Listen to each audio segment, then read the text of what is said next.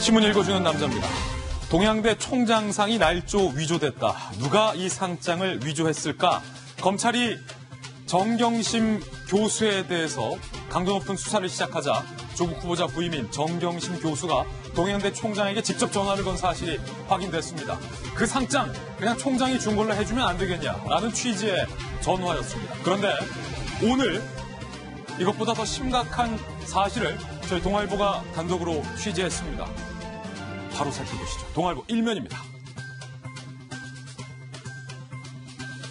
여권 핵심 인사와 민주당의 현직 국회의원이 동양대 총장에게 도와달라고 전화를 한 사실을 저희 동아일보가 단독으로 취재했습니다.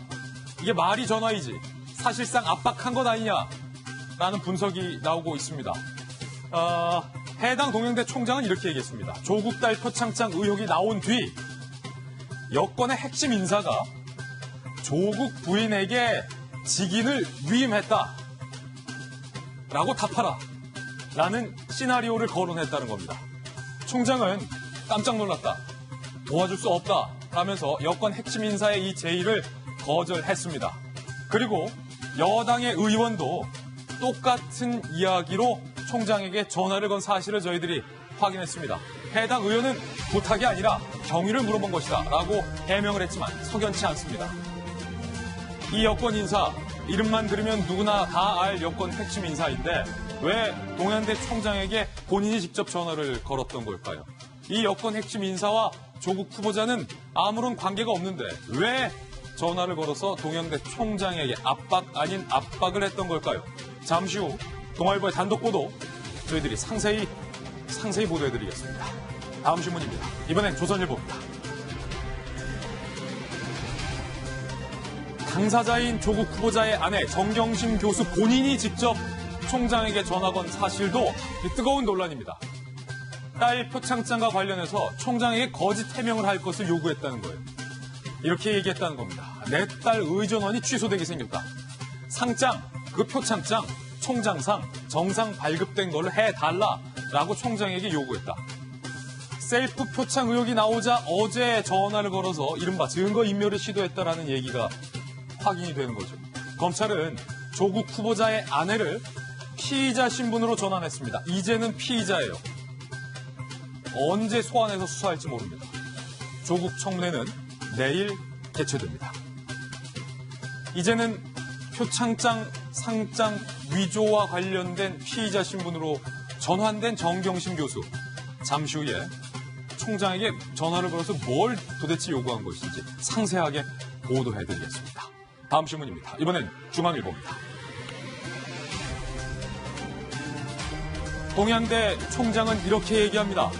교육자의 양심을 걸고 조국 딸에게 상 준 적 없다. 그런데 조국 후보자는 어제 출근길에 딸이 상장 받은 것 맞다라고 얘기하고 있습니다. 그럼 둘 중에 한 명이 거짓말하고 있는 거죠. 총장상을 줬다는 총장은 내가 준 적 없다. 너가 줬다는 겁니다. 누가 줬다는 겁니다. 총장은 위조 얘기를 합니다. 검찰은 표창장 논란 참고인으로 해당 총장을 조사했습니다. 그럼에도 불구하고 조국 후보자는 계속해서 딸이 표창장 받은 게 맞다라고 주장을 하고 있습니다. 잠시 후에 해당 총장의 목소리 직접 한번 들어보겠습니다. 오늘 참고인 조사를 받고 나온 동양대 총장을 저희 채널A 기자가 직접 만나봤습니다. 잠시 후 공개합니다. 다음 신문입니다. 이번엔 한국일보입니다. 오늘 한국일보는 더 나아가서 조국 후보자의 부인인 피의자 신분으로 전환된 정경심 씨가 각종 의혹의 핵심이다라고 지목하고 있습니다. 입시문서 위조 그리고 웅동학원과 관련돼서 해외 도피 의혹의 핵심에는 조 후보자의 부인 정경심 씨가 있다는 겁니다. 한국일보는 검찰이 조국 부인을 정조준하고 있다고 지적하고 있습니다. 정경심 씨는 도피한 펀드 관계자와 계속해서 연락을 주고받고 있다는 의혹도 사고 있습니다. 검찰이 아무리 봐도 조국 후보자의 부인 정경심 씨를 직접 소환할 것이다. 불가피하다. 한국일보는 이렇게 분석하고 있습니다. 여기에 그치지 않고 더 나아가서 각종 의혹에 조국 후보자가 직접 관여했는지 알고 있었는지 이 여부도 검찰이 수사를 해내야 할 것 같습니다. 다음 신문입니다. 이번엔 경향신문입니다.